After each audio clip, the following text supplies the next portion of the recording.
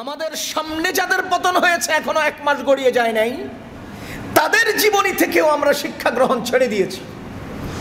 যারা জুলুমের কারণে পতন হলো, যারা অহংকারের কারণে পতন হলো, যারা ধোঁকাবাজির কারণে পতন হলো, যারা অত্যাচারের কারণে পতন হলো, তাদের পতনের পিছন দিয়া আমরা আবার নতুন করে অহংকার শুরু করেছি, আমরাই আবার চাঁদাবাজি করছি, আমরাই আবার অত্যাচার করছি, আমরাই আবার ধোঁকাবাজি করছি, আমরাই দরিদ্রের মাথায় পা রেখে তার সব সম্পত্তি আত্মসাৎ করার দুঃসাহস দেখাচ্ছি। কেন 1 মাস আগের পতন থেকে কেন আমি শিক্ষা নিচ্ছি না? প্রায় বলতাম, আওয়ামী লীগের দেখলে আমি কইতাম তোমার লাগে আমার খুব মায়া লাগে। কি জন্য? কি যে এখন এলাকার একটা মেম্বাররে দেখলেও মায়া লাগে, একটা ভিক্ষুকের চেয়ে অসহায় হয়ে আসতেছে রাস্তায়, একটা ভিক্ষুকের চেয়ে অসহায় হয়ে রাস্তায় রাস্তায় ঘুরে, এখন উদ্ভ্রান্তের মতো রাস্তায় রাস্তায় ঘুরে, এখন আফসোস লাগে, মায়া লাগে। এটা কোরআন শরীফের প্রতিটি আয়াতে আয়াতে আছে, তোমাদের এই পরিণতি হবেই। আরে আপনি ঠিক যে লোকগুলো চিল্লাইয়া বলতেছেন, আপনাকে বলতেছি কথা, বুঝেন নাই? বুঝেন আপনি? তাদেরটা তো শেষ হয়ে গেছে পর্ব, এবার আপনার পর্ব শুরু। আপনি যারা চিল্লাইয়া বলতেছেন ঠিক, আপনাকে বলতেছি, এর থেকে শিক্ষা নিবেন, এর থেকে শিক্ষা নিবেন।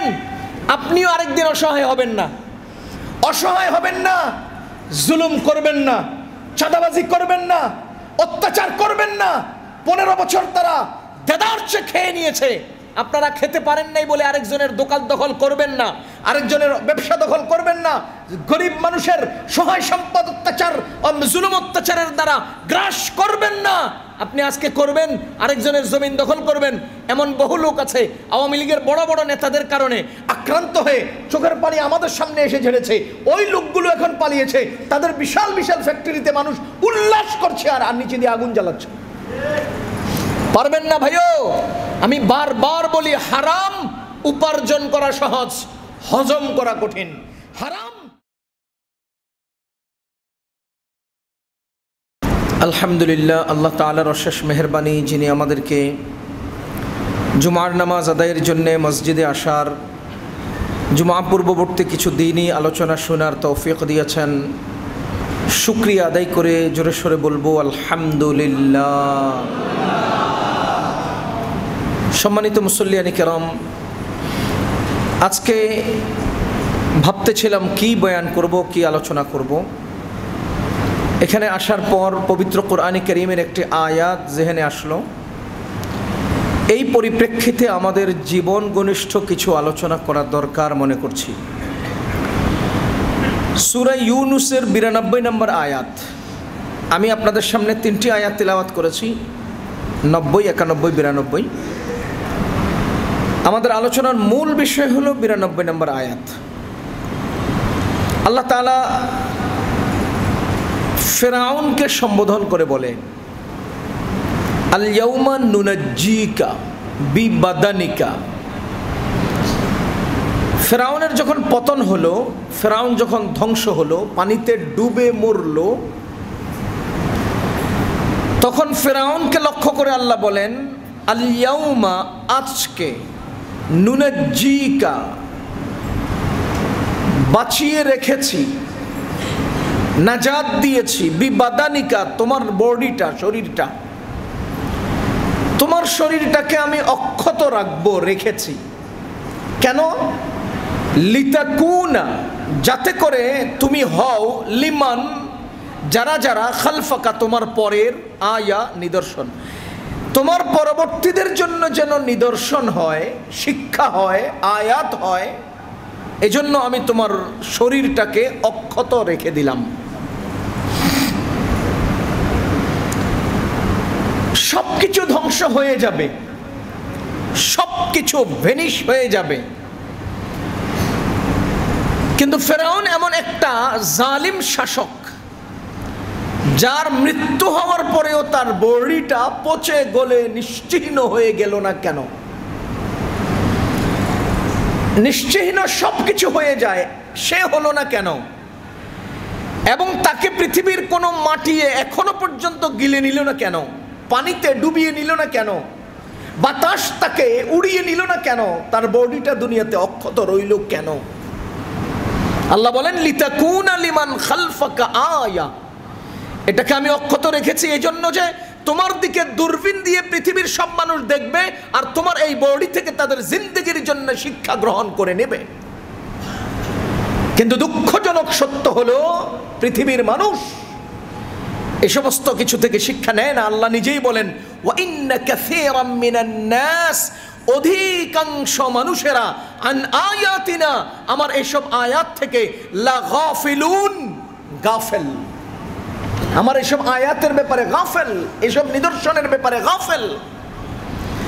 আরে গতকালকে ভীষণ গরম লেগেছে, আজকে গরম আরেকটু বেশি হলেও গতকালকেরটা ভুলে যায়, আজকে একটু গরম কম হলেও গতকালকের কষ্ট ভুলে যায় মানুষ। ওয়ালাকিন্না আকসারান নাস ওয়া ইন্না কাসীরাম মিনান নাস আন আয়াতিনা লাগাফিলুন। দুনিয়ার মানুষ আমার আয়াত সম্পর্কে গাফেল। মানুষ শিক্ষা নেয় না, মানুষ শিক্ষা নিতে চায় না। আমি তো ফেরাউনের কথা কোরআন থেকে বলছি। আমাদের সামনে যাদের পতন হয়েছে, আমাদের সামনে যাদের পতন হয়েছে এখনো 1 মাস গড়িয়ে যায় নাই, তাদের জীবনী থেকেও আমরা শিক্ষা গ্রহণ ছেড়ে দিয়েছি। যারা জুলুমের কারণে পতন হলো, যারা অহংকারের কারণে পতন হলো, যারা ধোঁকাবাজির কারণে পতন হলো, যারা অত্যাচারের কারণে পতন হলো, তাদের পতনের পিছন দিয়া আমরা আবার নতুন করে অহংকার শুরু করেছি। আমরাই আবার চাঁদাবাজি করছি, আমরাই আবার অত্যাচার করছি, আমরাই আবার ধোঁকাবাজি করছি, আমরাই দরিদ্রের মাথায় পা রেখে তার সব সম্পত্তি আত্মসাৎ করার দুঃসাহস দেখাচ্ছি। কেন? 1 মাস আগের পতন থেকে কেন আমি শিক্ষা নিচ্ছি না? ওয়া ইন্না কাসীরাম মিনান নাসি আন আয়াতিনা লাগাফিলুন। আমরা গাফেল। এই গাফেল জাতিকে একটু মনে করিয়ে দিতে চাই, এদের পতন কেন হলো আর আমি কোন পথে হাঁটছি, আমাকে কি সামনে নিয়ে চলা দরকার, এটা একটু মনে করিয়ে দিতে চাই। পেছনের এই ফেরাউনের পতনের প্রধান কারণ ছিল অহংকার। বলেন তো, ফেরাউনের পতনের প্রধান কারণ ছিল কি? গত সরকারের পতনের প্রধান কারণও ছিল অহংকার। ফেরাউন নিজেকে সরাসরি রব বলেছে, গত সরকারের প্রধান নিজেকে সরাসরি রব না বললেও রবের অর্থ নিজের উপরে প্রয়োগ করেছে। ফেরাউন বলেছে, আনা রাব্বুকুমুল আলা, আমি তোমাদের বড় খোদা, বড় প্রতিপালক, আমি তোমাদেরকে পালি, আমি তোমাদেরকে খাওয়াই, আমি তোমাদেরকে বাঁচাই, আমি তোমাদের সবকিছু করি, এই দেশ আমার, এই দেশ আমার বাবার। এই যে এইভাবেই সিস্টেম। 18 কোটি মানুষকে আমি খাওয়াইতে পারলে 10 লাখ রোহিঙ্গাকে খাওয়াতে পারবো না কেন?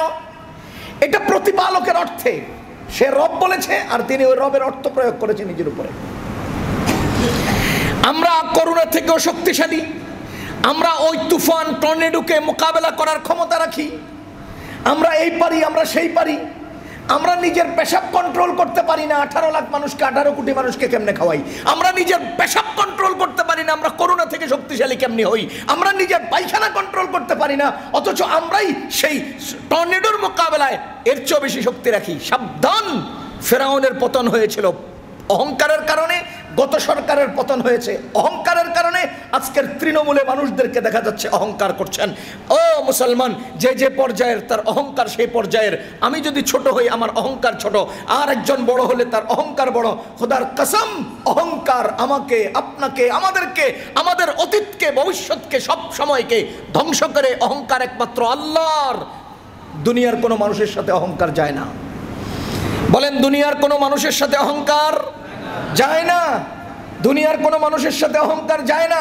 এখানে আমার মসজিদে যে কয়জন মানুষ এখন আমার সামনে বসা আছেন, একজন লোক আমাকে দেখান যিনি নিজের হাত নিজের পিঠের পুরো মাঝখানে পৌঁছাইতে পারেন। একজন দেখান, একটু চেক দেন, একটু হাতটাকে পৌঁছান, দেখেন এদিক থেকে এদিকে হাত পায় কিনা। এই পিঠটার মাঝখান পর্যন্ত পৌঁছাতে পারেন? তো যেই হাত নিজের শরীরের পূর্ণ জায়গায় পৌঁছাতে পারেন না, কোন সাহসে সেই হাত মালিকের দিকে উঠান? কোন সাহসে সেই হাত অন্যের দিকে উঠান? নিজের গায়ে তো নিজের হাত পৌঁছাইতে পারেন না। এবার বলেন তো, আমার নিজের শরীরের পূর্ণ মাঝখানে, পিঠের পূর্ণ মাঝখানে আমি হাত পৌঁছাইতে পারি না, যদি একাত্রে সব মানুষগুলোর পিঠের মাঝখান চুলকানি শুরু হয়, কই যাবো? বলেন, কই যাব? আমার আল্লাহর সামনে বান্দা অহংকার করতে পারে না। অহংকার বান্দার সাথে যায় না। হাদিসে আসছে, আল কিবরিয়া উরিদাই, অহংকার হলো আল্লাহর চাদর। অহংকার কার চাদর? আল্লাহর। এই যে আমার মাথার উপর একটা রুমাল আছে, এটা আমার রুমাল, বলেন না এটা কার রুমাল? আমার রুমাল, আমার আমার আমি এটাকে কাঁধে দিয়া রাস্তায় হেঁটে চলছি। ছোট্ট একটা ইঁদুর আছে না, ইঁদুর, ছোট্ট ইঁদুরগুলো, সে আইসা আমার রুমালের কোনা ধরে টানতেছে, টানে একবার, দুইবার, তিনবার, চারবার, পাঁচবার। আমি তো আমার কাঁধের উপরে রুমাল দিয়ে চলছি। এবার আপনারা একটু হিসেব মিলান তো, এই রুমালের তুলনায় আমি কত বড়, আর এই রুমালের সামনে একটা ইঁদুর কতটুক। সেই ইঁদুরে এসে আমার রুমাল টানাটানি করছে। আচ্ছা বলেন তো, কিছুক্ষণ পরে বিরক্ত হয়ে যদি আমি রুমালটা নিয়ে এভাবে একটু ঝাঁকুনি দেই, এবার এই ইঁদুর যাবে কই, কোথায় গিয়ে পড়বে? আমি আল্লাহর কসম করে বলছি, অহংকার আল্লাহর চাদর।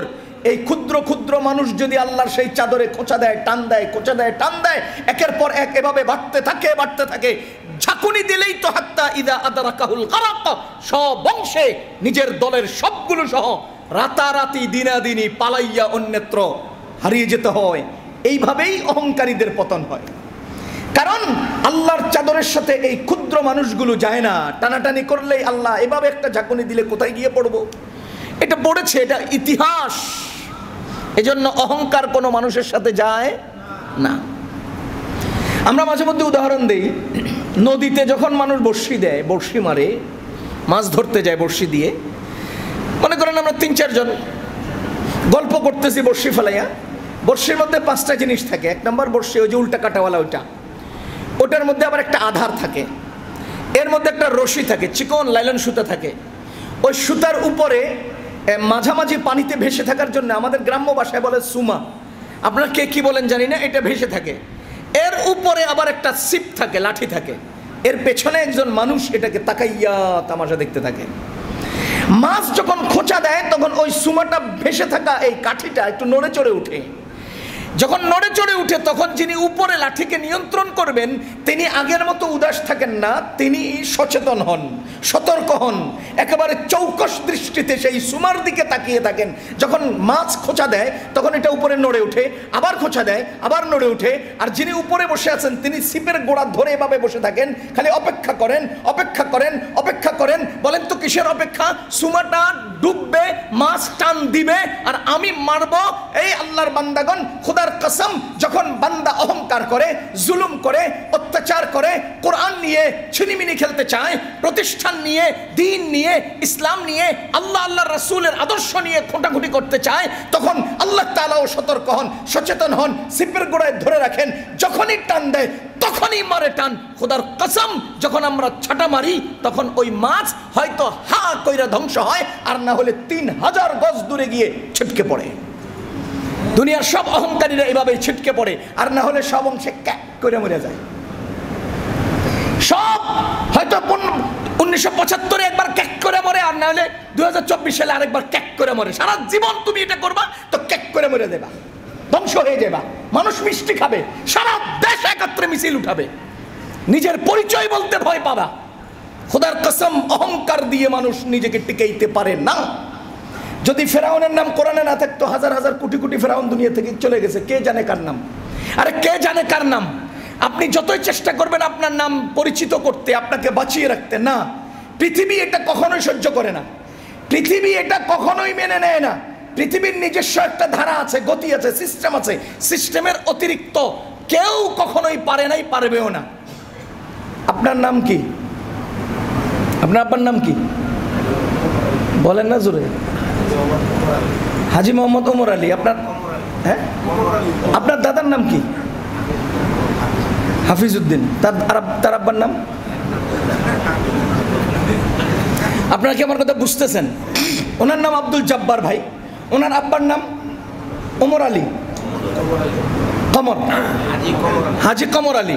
ওনার আব্বার নাম হাফিজউদ্দিন, তার আব্বার নাম জানি না। আচ্ছা, আপনি কি মুনাজাত ধরে জিন্দগিতে কখনো বলছেন আল্লাহ আমার দাদার আব্বাকে আপনি মাফ করে দেন? বলছিলেন? মনে পড়ছে কখনো? এটা কি বুঝতেছেন আপনারা? এটা পৃথিবীর নিয়ম, পৃথিবীর মাটির নিয়ম, এটা পৃথিবীর ইতিহাসের নিয়ম, আলোর নিয়ম, বাতাসের নিয়ম, সূর্যের নিয়ম, চন্দ্রের নিয়ম, পৃথিবীর সমস্ত তামাশা, পৃথিবীর নিয়ম এটা। উনি ওনার নাম মনে রাখবে, বাবার নাম মনে রাখবে, দাদার নাম মনে রাখবে, দাদার আব্বার নাম ভুলে যাবে, দাদার আব্বার নাম ভুলে যাবে।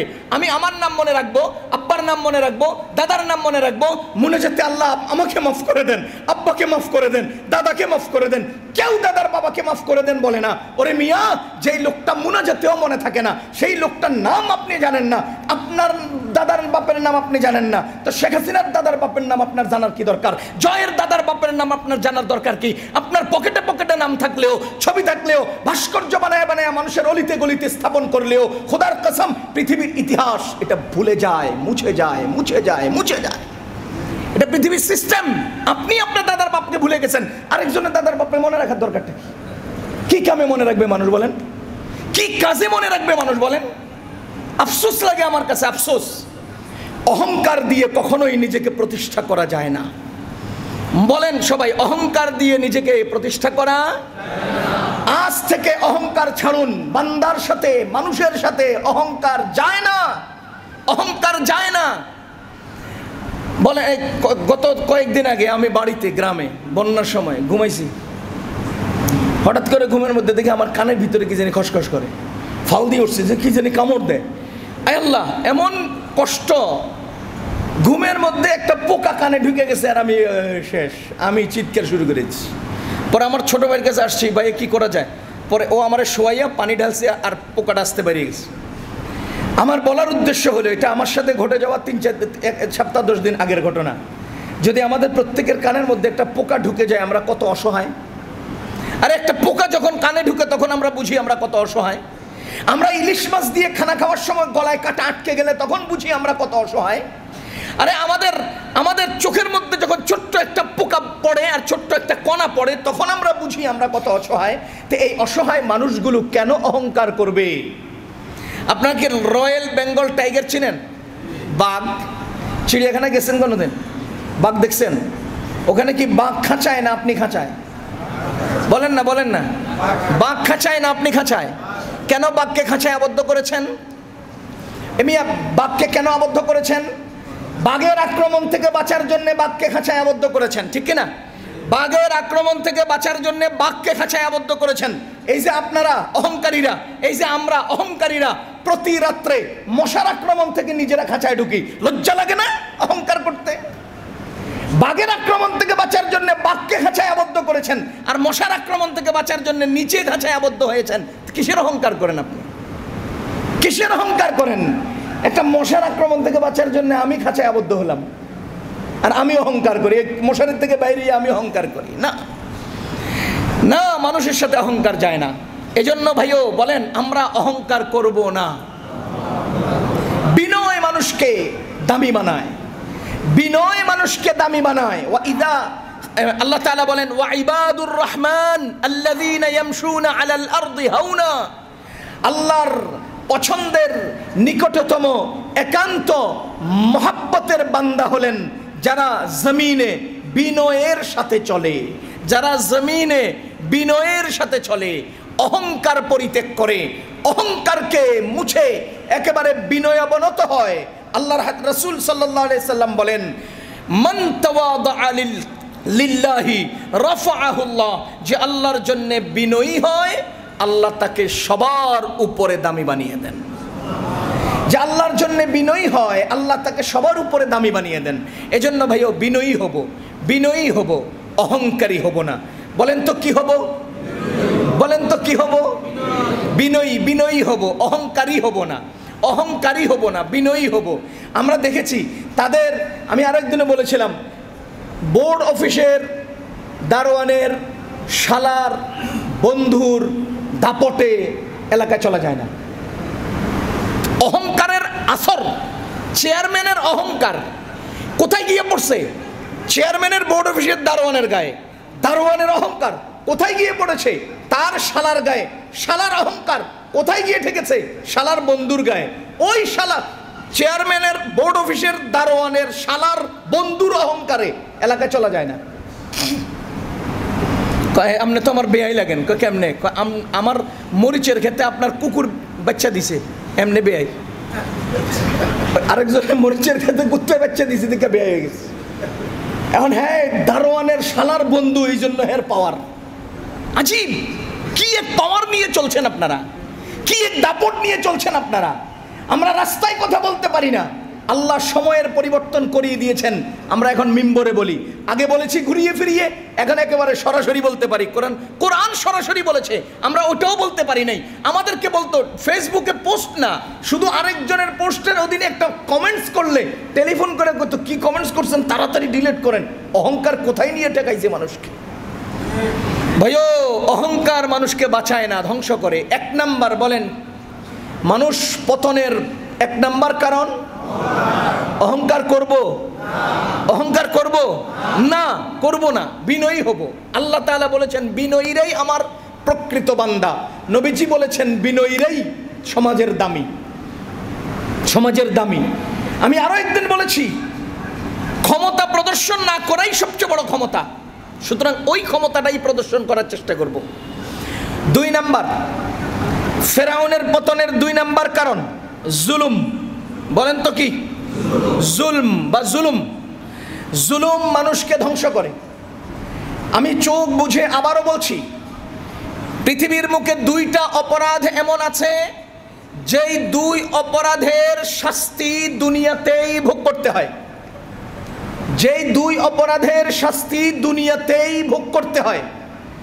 এই 2 অপরাধের শাস্তি দুনিয়াতে ভোগ করা ছাড়া মানুষ দুনিয়া থেকে মরবে না, মরতে পারবে না। কারণ পৃথিবী তাকে বের করে দিবে, জমিন তাকে গিলবে না, খাবে না, উগলে দিবে, বমি করে দিবে, যতক্ষণ তার শাস্তি দুনিয়াতে প্রয়োগ না হবে। এর মধ্যে 1 নাম্বার গুনাহ বা 1 নাম্বার অপরাধ হলো জুলুম। 2 নাম্বার অপরাধ হলো আত্মীয়তার সম্পর্ক ছিন্ন করা। মনে রাখবেন এই দুটো। 1 নাম্বার অপরাধ হলো জুলম, 2 নাম্বার অপরাধ হলো আত্মীয়তার সম্পর্ক ছিন্ন করা। এই 2 অপরাধের শাস্তি দুনিয়াতে ভোগ করতেই হবে। আমার আজকের আলোচনার প্রসঙ্গ হলো 1 নাম্বারটা, জুলুমের কারণে পতন হয়েছে ফেরাউনের। কি পরিমাণ জুলুম করেছে, কি পরিমাণ জুলুম করেছে। সূরা বাকারা সহ বিভিন্ন সূরাতে এসেছে, আল্লাহ তাআলা বলেন ফেরাউন যখন শুনতে পেরেছে, ফেরাউন যখন জানতে পেরেছে যে ফেরাউনকে ধ্বংস করবে, ফেরাউনের ক্ষমতা ধ্বংস হবে কোনো এক অজানা জন্ম নেয় নাই এমন এক বাচ্চার কারণে। প্রথমত সে চিনে না তাকে, দ্বিতীয়ত যে বাচ্চায় তার ক্ষমতা শেষ করবে ওই বাচ্চার জন্ম হয় নাই। শুধু গণক এসে বলছে যে ফেরাউন সাহেব কোনো এক বাচ্চার জন্ম হবে বনি ইসরাইল গোত্রে, বংশে, যেই বাচ্চা বড় হয়ে আপনার সিংহাসনের নিচে শাহবাগের মোমবাতি জ্বালায়া দিবে। তখন ফেরাউনের মাথা গেছে খারাপ হইয়া, কি ব্যাপার, এত বড় দুঃসাহস। ইউযাব্বিহুনা আবনাআহুম, বনি ইসরাইলের পুত্র শিশুদেরকে জবাই দেওয়া শুরু করছে।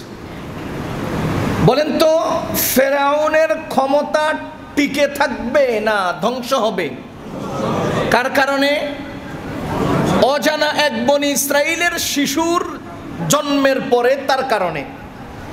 এবার সে মিশন শুরু করেছে, সিসি ক্যামেরা লাগাইছে, সাদা ডিবি পুলিশ তৈরি করছে, গাড়ি দিয়েছে, আলাদা বাহিনী বানিয়েছে। যেখানেই আমার ক্ষমতা নিয়ে কথা বলে, যারাই আমার ক্ষমতার জন্য রিস্ক, তাদেরকে রাতের অন্ধকারে তুলে নিয়ে আয়না করে ঢুকায় ফেলাবে। দায়িত্ব দিছে কারে? ফেরাউন তার অধীনস্থ ডিবি পুলিশকে, সাদা বাহিনীকে। এরা কি করছে? সিসি ক্যামেরা লাগাইয়া হেড অফিস থেকে, থানা থেকে এটা নিয়ন্ত্রণ করতেছে। কোন বনি ইসরাইলের ঘরে পোলাপাইন হইবার সম্ভাবনা, তাবাদাব অস্ত্র বাহিনী নিয়ে সেখানে হাজির। ইউযাব্বিহুনা আবনাআহুম, পোলা তদন্ত করছে বাচ্চা মেয়ে না ছেলে, দেখে যে মেয়ে। ওয়াইস্তাহইয়ুনা নিসাআহুম, ছেড়ে দিছে মেয়েদেরকে, কারণ এটি বড় হইয়া আমগো বাড়ির কাপড় চোপড় দিব। ইউযাব্বিহুনা আবনাআহুম, এই বাচ্চা ছেলে দে জবাই করে, কেন? কারণ এটা বড় হইয়া আমার সিংহাসনের তলে মোমবাতি জ্বালায় দিব। ছেলেটারে কেন মেরে ফেললো? ওই যে তার সিংহাসনের ভয়। মেয়েটাকে কেন জ্বালায় দিল? সে তার গোলাম বান্দি হয়ে থাকবে। আচ্ছা, পরিস্থিতি কেমন হয়ে দাঁড়িয়েছে জানেন? পরিস্থিতি কত নাজুক হয়ে দেখা দিয়েছে জানেন? সূরা কাসাসের মধ্যে আল্লাহ তাআলা বলেন ওয়াওহাইনা ইলা উম্মি মূসা আন আরদিহি মুসা আলাইহিস সালাতু ওয়াস সালামের যখন জন্ম হয়, তাদের সেই সিসি ক্যামেরার সমস্ত ক্যামেরার আড়ালে জন্ম হয়েছে, ক্যামেরার সামনে, বাহিনীর সামনে, বাহিনীর অগোচরে, ক্যামেরার আড়ালে আল্লাহ তাআলা তাকে দুনিয়াতে দিয়ে দিলেন। কিভাবে দিলেন? মুফাসসিরিনে কেরাম বলেন, মুসা আলাইহিস সালামের আম্মা তার বাচ্চা যখন পেটে আসে, মায়ের কোনো অবস্থাতেই বাচ্চা জন্ম হবে এই টাইপের কোনো আভাস, অবস্থান, বাহ্যিক কোনো আলামত দেখা যায় নাই। শরীরের পরিবর্তন হয় নাই, শরীরের মধ্যে রোগ ব্যাধি আসে নাই। এরপরে তার যে অন্যান্য অস্বাভাবিক আচরণ, এই সমস্ত অস্বাভাবিক কোনো পরিস্থিতি তৈরি হয় নাই। যদ্দরুন তাদের সিসি ক্যামেরাতে সবসময় ধরা পড়ছে, এটা তো স্বাভাবিক, একেবারে সাধারণ মানুষ, এর ঘরে বাচ্চা হওয়ার তো কোনো সম্ভাবনা দেখা যাচ্ছে না। এই জন্য আল্লাহ তাআলা তাদের চোখের আড়ালে, বাহিনীর আড়ালে, ক্যামেরার আড়ালে দুনিয়াতে মুসা আলাইহিস সালামকে প্রেরণ করলেন। তিনি জন্মগ্রহণ করে দুনিয়াতে আসলেন। আল্লাহ তাআলা এবার মুসা আলাইহিস সালামের আম্মাকে হুকুম করলেন, ওয়া আওহাইনা ইলা উম্মি মুসা আন আরদিহি, হে মুসার আম্মা, তুমি তোমার বাচ্চাটাকে বুকে নিয়ে নাও এবং বুকে রেখে লালন পালন করো। তুমি তোমার বাচ্চাটাকে কাপড়ের আঁচলে ধরে তোমার বুক ঠান্ডা করো, তোমার বুকের দুধ তাকে খাওয়াও, তোমার নিজের কাছে রেখে তাকে লালন পালন করো। আল্লাহ তাআলা এরপরে বলেন, ফাইদা খিফতি আলাইহি, যদি তুমি তোমার বাচ্চাকে তোমার বুকে রাখা নিরাপদ মনে না করো, যদি তুমি তোমার বাচ্চাকে তোমার কোলে রাখা নিরাপদ মনে না করো, ও মুসার আম্মা ফালকিহি ফিল ইয়াম্মি, তাকে সমুদ্রের ঢেউয়ের উপরে ছেড়ে দাও। মুসলমান, একবার চিন্তা করেন তো, মুসা আলাইহিস সালামের আম্মার কাছে আল্লাহ ওহী নাজিল করে কি বলছেন? যদি নিজের বাচ্চাকে নিজের বুকে রাখা কঠিন হয় তো পানির মধ্যে ছেড়ে দাও। তার মানে তখনকার পরিস্থিতি এত নাজুক ছিল, এত কঠিন ছিল যে জল স্থল থেকে নিরাপদ ছিল, পানি মুসা আলাইহিস সালামের আম্মার কাছে নিরাপদ। তাহলে পরিবেশটা কি পরিমাণ খারাপ করে তৈরি করেছে, কি পরিমাণ অস্থিতিশীল পরিবেশ তৈরি করেছে, কত কঠিন আয়নাগরের সূত্রপাত তারা করিয়েছে, কত কঠিন থেকে কঠিনতর পরিস্থিতি তারা আয়োজন করেছে, যে একজন মা, আরে দুনিয়ার মা, এখনকার সময় নষ্ট হয়ে গেছে বলে বহু মায়েরা তার সন্তানকে রেখে পরকীয়া সম্পর্ক করে পালায়। প্রকৃতপক্ষে সৎ এবং স্বচ্ছ মা হলেন তিনি, যিনি তার বাচ্চার জন্য নিজের গলায় ছুরি গ্রহণ করতে প্রস্তুত। এরকম একজন মা তার বাচ্চাকে কোলে রাখতে পারছেন না, কেন? ফেরাউন নামক জালিমের কঠিন পরিস্থিতির কারণে তার কাছে এটা নিরাপদ মনে হয় না। আল্লাহ বলেন, ফাইদা খিফতি আলাইহি, যদি তুমি তোমার বাচ্চাকে কোলে রাখা কঠিন মনে করো, ফালকিহি ফিল ইয়াম্মি, তাকে পানিতে ফেলে দাও, সমুদ্রের ঢেউয়ে ফেলে দাও। আমরা তো এবার বন্যা দেখেছি, আমরা ফেনীর মানুষ, নোয়াখালী কুমিল্লার মানুষ, এবার বন্যা দেখেছি। আমার জানা মতে তুলনামূলক বন্যার স্রোত ফেনী বেশি দেখেছে, কারণ ইন্ডিয়ার ওই অঞ্চল থেকে স্রোতের যেই থাপট, এটা আমরা স্বচক্ষে দেখেছি। যেদিক দিয়ে আমাদের গাড়ি চলে সেখানে আমরা দাঁড়াতে পারি নাই, যেই রাস্তা দিয়ে মানুষের ঘর দাঁড়িয়ে থাকার, সেই রাস্তা দিয়ে স্রোত এসে মানুষের ঘর উড়িয়ে নিয়েছে, স্বচক্ষে দেখেছি। এরপরে বিভিন্ন নদীতে, মাত্র ছোট ছোট চিকন নদী, সেখানে পানিগুলোর ঢেউ এবং গোলানির অবস্থা দেখে রীতিমতো ভীতসন্ত্রস্ত হয়ে যায়। যদি এরকম একটা সাধারণ স্রোত আর বন্যার মধ্যে পরিস্থিতি এমন হয়, কলিজার পানি শুকিয়ে যায়, তো বলেন বড় বড় নদী এবং সমুদ্রের যে ত্রিমোহনী আছে, সেখানকার পানির ঢেউর অবস্থা কি? সেই জায়গার মধ্যে একটা 1000 মানুষ নিয়ে লঞ্চ গেলেও তো আমাদের ভয় লাগার কথা। আমার আল্লাহ বলেন, ফালকিহি ফিল ইয়াম্মি, এরকম সমুদ্রের ঢেউয়ের মধ্যে তোমার বাচ্চাটাকে ছেড়ে দাও। জন্ম হয়েছে কতদিন হলো? মাত্র কিছুক্ষণ আগে জন্মগ্রহণকারী বাচ্চা। কেন তুমি রাখতে পারছো না? ওই যে সিসি বাহিনীর কারণে। কেন তুমি রাখতে পারছো না? ওই যে সাদা কাপড় বাহিনীর কারণে। কেন তুমি রাখতে পারছো না? ওই যে আয়না ঘরের আয়োজকদের কারণে। তাহলে তুমি কি করবা? পানিতে নিক্ষেপ করে দাও। এরপরে পানিতে নিক্ষেপ করবো, আমি তো মানুষ, আমার তো ভয় হয়। ও আল্লাহ, আমার তো ভয় হয়। আমার আল্লাহ বলেন, ওয়ালা তাখাফি ওয়ালা তাহজানি ওয়ালা তাখাফি ওয়ালা তাহজানি, তুমি ভয় করো না, চিন্তাও করো না, পানির মধ্যে ছেড়ে দাও। ইন্না রাদ্দুহু ইলাইকি, নিশ্চয়ই কিছু সময়ের ব্যবধানে এই বাচ্চাকে আমি আবারও তোমার কোলে এনে দেব। ইন্না রাদ্দুহু ইলাইকি, কিছু সময়ের ব্যবধানে এই বাচ্চা আমি আবারও তোমার কোলে এনে দেব। আল্লাহ তাআলা বলেন যে মুসা আলাইহিস সালাতু ওয়াস সালামকে তুমি পানির ঢেউয়ের মধ্যে ছেড়ে দাও। মুসা আলাইহিস সালামের আম্মা ঢেউয়ের মধ্যে ছেড়ে দিয়েছেন। আপনারা হিসাবটা মিলিয়ে দেখেন তো, এটা কি কল্পনা করা যায়?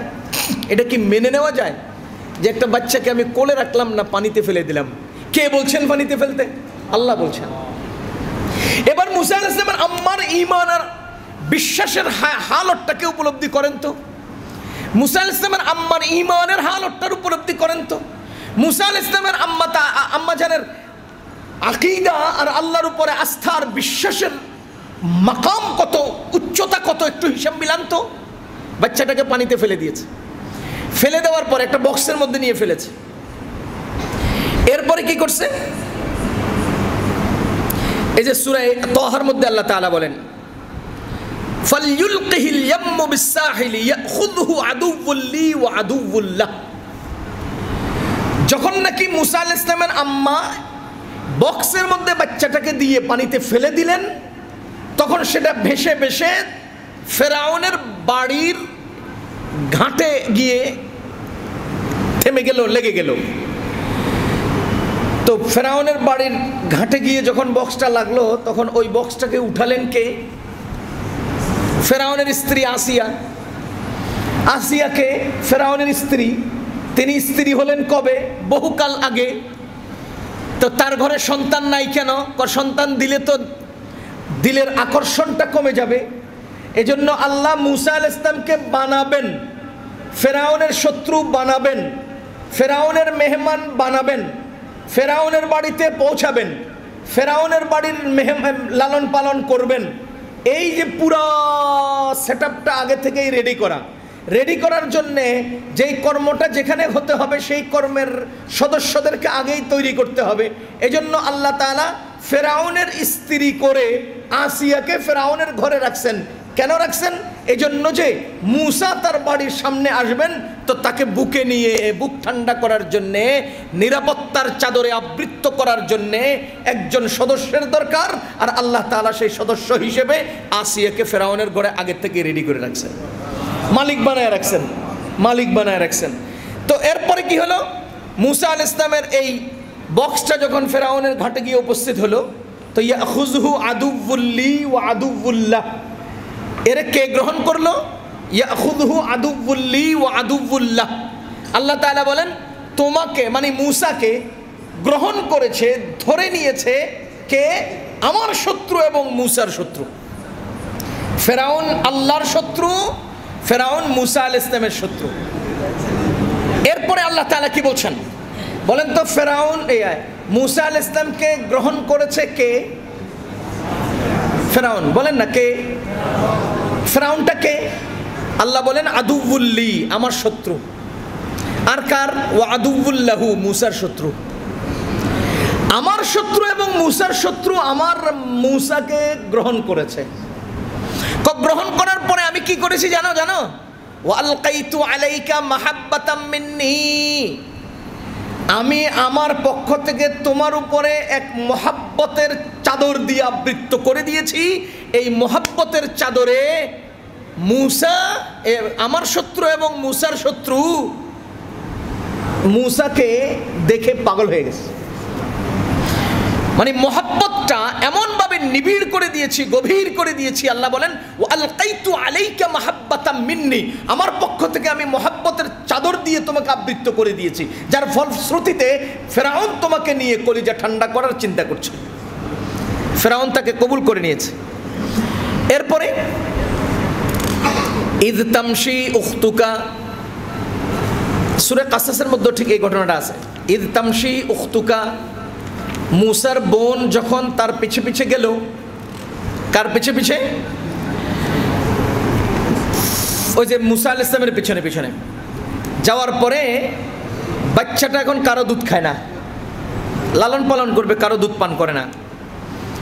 তো মুসা আলাইহিস সালামের বোন বলতেছে, ফাতাকুলু হাল আদুল্লুকুম আলা মান ইয়াকফুলু, আমি কি তোমাদেরকে এমন একজন ব্যক্তির কথা বলবো যেই ব্যক্তির বা যেই মহিলার দুধ এই বাচ্চা পান করবে? আমি কি তোমাদেরকে এমন একজন মহিলার কথা বলবো যে মহিলার দুধ এই বাচ্চা পান করবে? তখন ফেরাউন এবং তার সাথে যে দলবল লোকজন ছিল সবাই এক বাক্যে বলতেছে, হ্যাঁ হ্যাঁ, ওই মহিলার কথা আমাদের জানা দরকার, ওই মহিলা সম্পর্কে আমাদের জানা দরকার, তাকে আমাদের এই মুহূর্তে দরকার, প্রয়োজন। আপনার বাচ্চার যখন অসুখ হয় তখন যে ডাক্তারের কাছে যে বলে তার কাছে দৌড়ে যান না, যদি ছেলেটা ভালো হয়ে যায়, যদি ছেলেটা সুস্থ হয়। এখন এই মহিলা মেয়েটা মানে মুসা আলাইহিস সালামের বোন যখন বলল হাল আদুল্লুকুম আলা মান ইয়াকফুলু, আমি এমন মহিলার কথা বলবো যে এই মহিলার দুধে বাচ্চা পান করবে, তুমি কেমনে জানো হ্যাঁ পান করবো? প্রশ্ন এটা হওয়ার দরকার, তুমি কেমনে জানো? কারণ আমার জানা প্রশ্ন আসেই নেই। ঠিক আছে ঠিক আছে, মহিলাটা নিয়ে আল্লাহ তাআলা বলেন ফারাজানাকা ইলা উম্মিকা। মুসার বোন যখন এই প্রস্তাব করেছে তখন তারা বলল যে নিয়ে আসো, মুসা তার আম্মাকে নিয়ে আসলেন। আর আল্লাহ তাআলা বলেন ফারাজানাকা ইলা উম্মিকা। দেখো, ফালানোর আগে আমি না বলেছিলাম কিছুক্ষণের মধ্যে তোমার বাচ্চা তোমার কোলে এনে দেব। ফারাজানাহু ইলা উম্মিকা, আমি এই বাচ্চাটাকে তার মায়ের কোলে নিয়ে দিলাম। কেন? কাই তাকাররা আইনুহা, যাতে করে সে তার বাচ্চা বুকে নিয়ে নিজের চোখ ঠান্ডা করতে পারে। দেখেন কতদিনের পরিকল্পিত এই বাচ্চা হত্যা করার মিশন, কতদিনের পরিকল্পিত এই বাচ্চাটাকে হত্যা করার মিশন সার্থক হলো না ব্যর্থ হলো?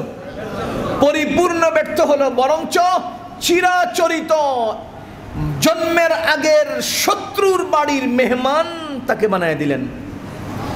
যে শত্রু মারার জন্য তারা রেডি হলো, সে শত্রুর বাড়ির মেহমান বানায় দিলেন আল্লাহ তাআলা।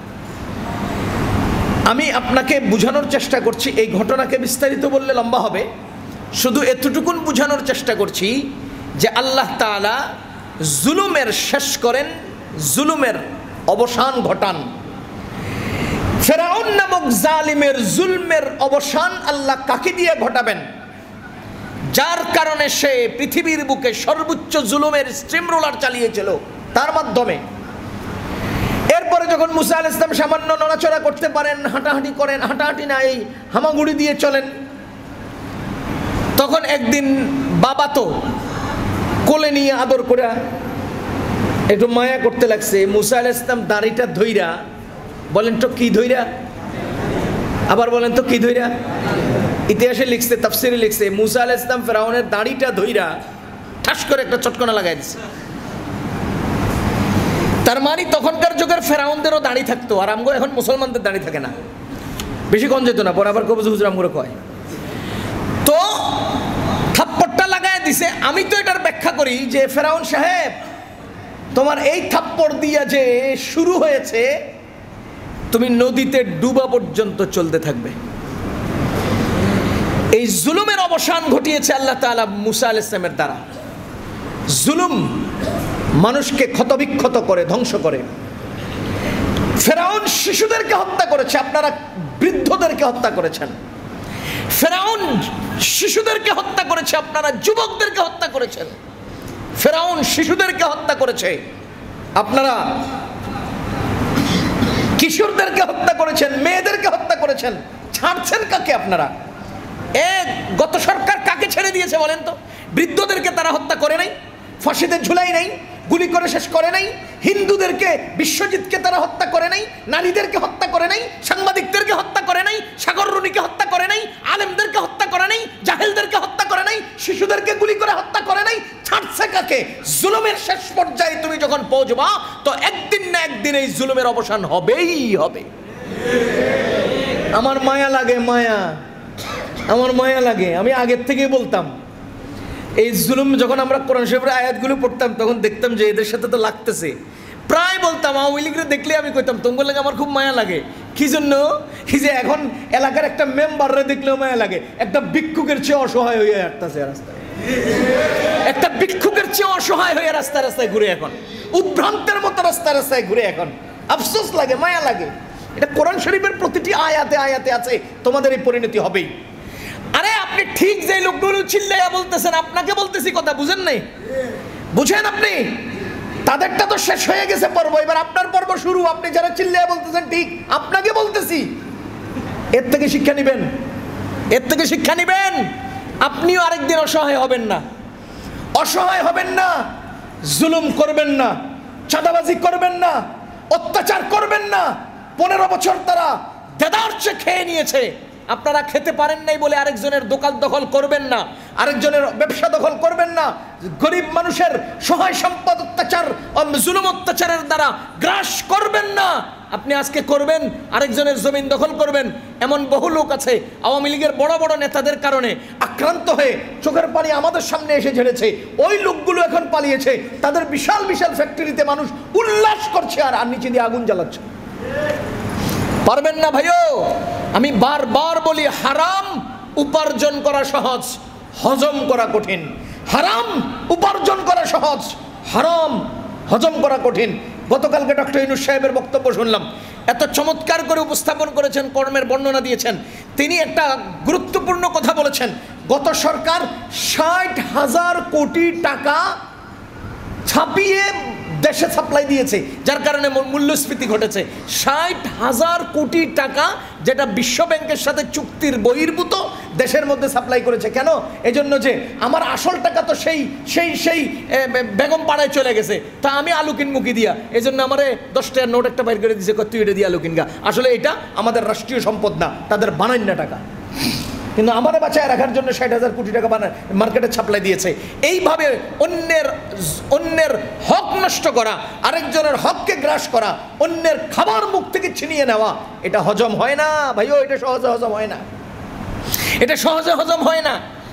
আমরা বহু দেখেছি, চমৎকার লেগেছে আমি একটা ঘোষণা শুনে, যেই গণভবনে বসিয়া বসিয়া সব স্কিমগুলো তোমরা করেছ, সেই গণভবনকে এখন গণজাদুঘরে পরিণত করেছে। খুব মজা লেগেছে আমার কাছে, এটা খুব ভালো লেগেছে আমার কাছে, মোবারকবাদ জানাই তাদেরকে। তবে এখানে একটা গুরুত্বপূর্ণ কথা, আমি যেহেতু প্রসঙ্গত তার নাম এসেছে এবং বর্তমান সরকারের কথা এসেছে, আমি গতকালকে ডক্টর ইউনূস সাহেবের পূর্ণ বক্তব্য শুনেছি। আমি মিম্বরে বসে বলছি, যদি তার এই বক্তব্য একেবারে নিরপেক্ষভাবে দেশপ্রেমিক নাগরিক হিসেবে যদি চিন্তা করা হয়, তো আমি মনে করি কেউই আর দেশ নিয়ে ষড়যন্ত্র করবে না, দেশের ব্যাপারে উচ্ছৃঙ্খলতা করবে না। অন্তত নীরব কিছুদিন সময় তাদেরকে দিবে যে হ্যাঁ আপনারা আরেকটু গুছিয়ে দেন। বাংলাদেশে নির্বাচিত সরকার অবশ্যই লাগবে, নির্বাচনেরও খুব দরকার, কিন্তু একটা এলাকায় গেলে অলিগলি চিনতে 6 মাস সময় লাগে। যেরকম শূন্যতা তৈরি করেছে দেশে, এটাকে আবার আপন জায়গায় উপস্থিত করা অনেক সময়ের দরকার। একটু ধৈর্যের সাথে যদি আজকের দায়িত্বশীলদেরকে আমরা একটু সময় দেই, তাহলে আমার মনে হয় আমাদের দেশটা আর একটু ঘুরে দাঁড়াতে সুযোগ পাবে।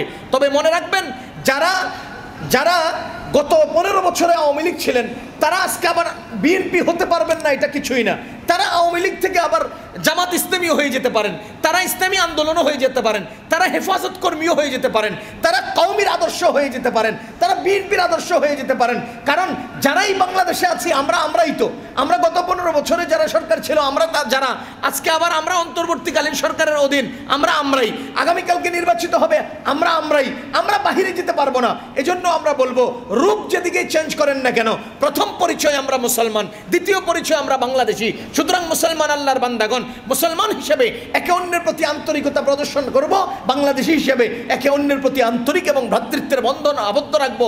কোনো অবস্থাতেই আমি বিএনপি আমার আজকে পাওয়ার বেশি, ও আওয়ামী লীগ আজকে সে বিজা বিলাই, এই কথা চিন্তা করে কাউকে দুর্বল মনে করবেন না, কাউকে দুর্বল বানাবেন না, কারো হক নষ্ট করবেন না, কারো উপরে জুলুম করবেন না। তারা জুলুম করে যে পরিস্থিতির শিকার হয়েছে, আমি যদি সেটাই করি, আমি যদি সেটাই করি, তো তফাৎটা রইল কোথায়? চিৎকার দিয়ে তাদের পতনে আনন্দ উল্লাস করার ফায়দাটা রইল কোথায় যদি আমিও তাদের ভূমিকা অবতীর্ণ হই?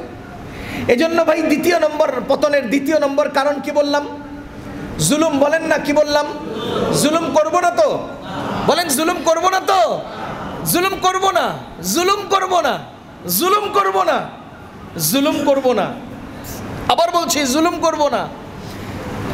রাসূল করিম সাল্লাল্লাহু আলাইহি ওয়াসাল্লাম যতবার বলেছেন মাজলুমের দোয়া কবুল হয়, যতবার বলেছেন 3 জনের দোয়া কবুল হয়, এর মধ্যে একজনের নাম হলো মাজলুম।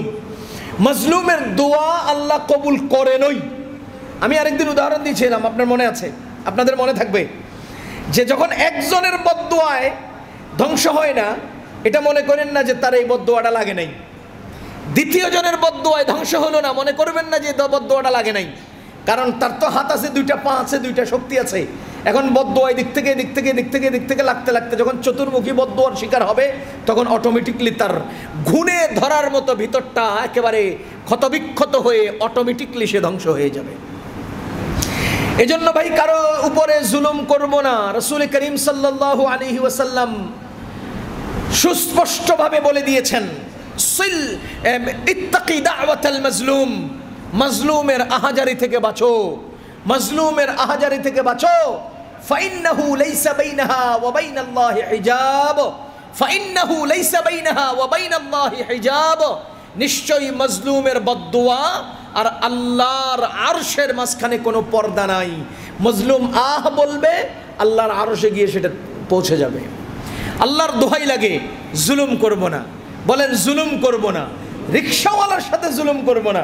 আমার আশ্চর্য লাগে ছোট ছোট বাচ্চারা বুড়ো বুড়ো রিকশাওয়ালারা কয় রিকশা যাবে, কি আচরণ, কি আচরণ। একটা রিকশাওয়ালাকে মানুষ মনে করব, যাতে আমার আচরণে রিকশাওয়ালাও মজলুম না হয়, যাতে আমার আচরণে একজন বাসের হেল্পার মজলুম না হয়। জুলুম কাকে বলে জানেন? সবল কর্তৃক দুর্বলের প্রতি বাড়াবাড়িকে জুলুম বলে। বলেন তো, সবল কর্তৃক দুর্বলের প্রতি বাড়াবাড়িকে জুলুম বলে। জুলুম করব না। আমি সবল হইতে চাই না, আমি অন্তত আরেকজনকে বাঁচাতে চাই, নিজে বাঁচতে চাই। আপনার উপর আমি এখন জুলুম করে যেতে পারবো, আপনি মাজলুম, চোখের পানি ছেড়ে দিয়ে কেঁদে আপনি আল্লাহর কাছে আপিল করে চলে যাবেন। কিন্তু আপনি যেটা খেয়েছেন এটা একটা থাপ্পড়, আর আপনার চোখের পানির বিনিময়ে আমি আড়ালে যা খাবো ওটা থাপ্পড় থাকবে না, এর চেয়েও আরো হাজার গুণে কঠিন কিছু থাকবে। আমি কি বুঝাইতে পারতেছি আপনাদেরকে? আপনি যাকে কষ্ট দিলেন, যে আপনার বিরুদ্ধে চোখের পানি ছেড়ে আপিল করলো, সে আপনার থাপ্পড় খেয়ে আপিল করেছে, কিন্তু আপনি ওই আপিলের বিপরীতে যা খাবেন সেটা থাপ্পড় থাকবে না, এর চেয়ে ভয়ঙ্কর কিছু থাকবে। এই জন্য অন্তত নিজেকে বাঁচানোর জন্য হলেও কাউকে মাজলুম বানাবো না, জুলুম করব না। ফেরাউনের পতন বা গত সরকারের পতনের 3 নম্বর কারণ ধোঁকাবাজি, ধোঁকা। বলেন কি? ধোঁকা। কোরআনে কারীমে আল্লাহ তাআলা সূরা মুতাফফিফুনে কি বলেছেন? মুতাফফিফিন, ওয়াইলুল লিল মুতাফফিফিন আল্লাযীনা ইযা ইকতালু আলান নাসি ইস্তাওফুন ওয়া ইযা কালুহুম আও ওয়াজানুহুম ইখসিরুন। একটা উদাহরণ, এটা ধোঁকার একটা উদাহরণ।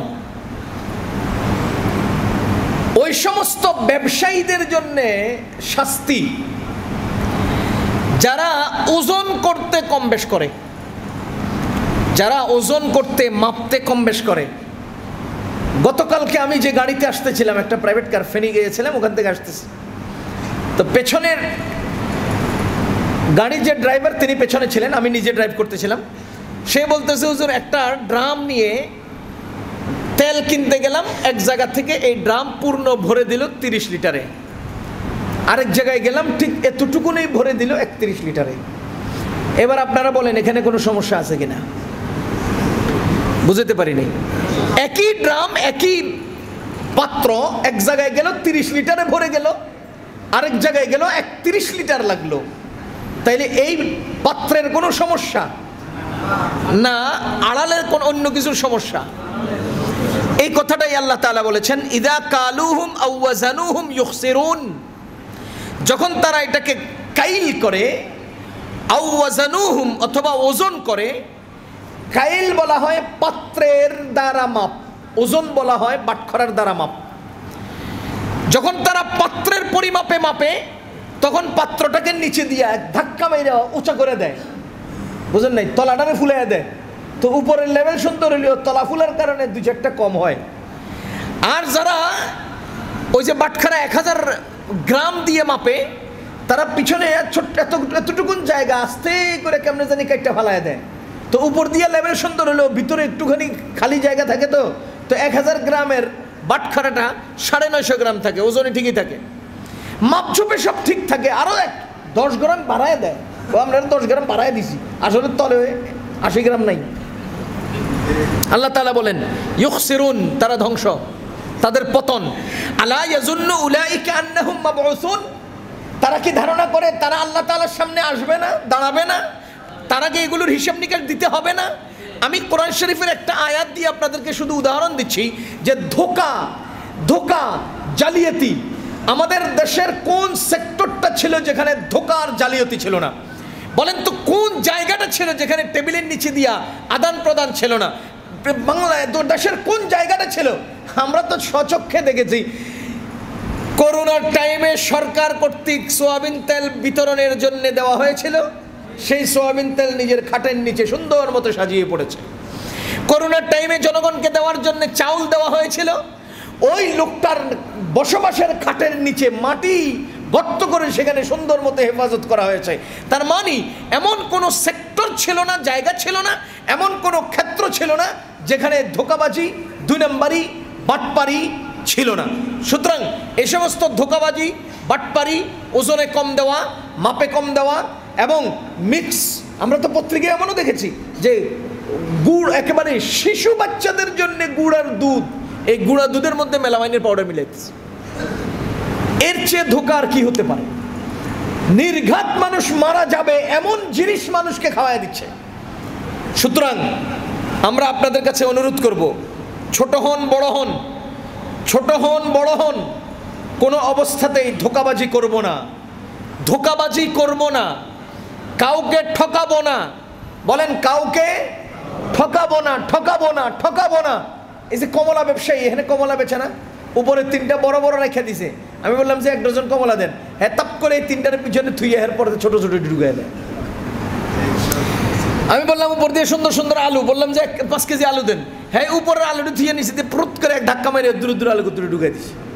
ভাই সুন্দর করে আম দেন, আপনি নিশ্চিন্ত থাকেন, একেবারে উন্নত আম দেবো দিয়া বাড়িতে নিয়ে মায়ের সামনে কাটছি আর নিজের মাথা খারাপ, এই কি ঢুকিয়ে দিল আম। মানে ধোঁকা এখন একেবারে আলু ব্যবসায়ী থেকে শুরু করে প্রধানমন্ত্রী পর্যন্ত সব জায়গায় পৌঁছে গেছে। মুসি বেটায় জুতার মধ্যে রং দিবে, এটার মধ্যেও ধোঁকাবাজি করে, জুতাটা সিলাই করবে, এই সুতার মধ্যেও ধোঁকাবাজি করে। কোন জায়গাটা বাকি রাখছেন আপনারা? কোন জায়গাটা বাকি রাখছেন আপনারা? এজন্য ভাইও আমি অনুরোধ করছি আল্লাহর ওয়াস্তে, আমি আপনাদের একজন ভাই, আমি আপনাদের একজন ইমাম বা খতিব, আমার সামনে লোক বসেন, আমি কথা বলার সুযোগ পেয়েছি, আল্লাহ আমাদেরকে তৌফিক দিয়েছেন। আমরা আপনাদের কাছে এই ন্যায় নীতি আর আদর্শের কথাই বলবো। আল্লাহর ওয়াস্তে, আল্লাহর ওয়াস্তে, আল্লাহর ওয়াস্তে অহংকার করব না, জুলম করব না, ধোঁকাবাজি করব না, কাউকে ঠকাবো না। আল্লাহ তাআলা আজকে অন্তত এই 3টা কথার উপরে আমাকে, আমাদের সবাইকে আমল করার তৌফিক দান করুন। এই জাতীয় নতুন কোনো পতনের দৃশ্য অন্তত বাংলাদেশে কিয়ামত পর্যন্ত আর সৃষ্টি না হোক, এমন পরিস্থিতি তৈরি না হোক। আল্লাহ তাআলা হেফাজত করুন, দ্বীনের সাথে সবাইকে যুক্ত থাকার তৌফিক দান করুন।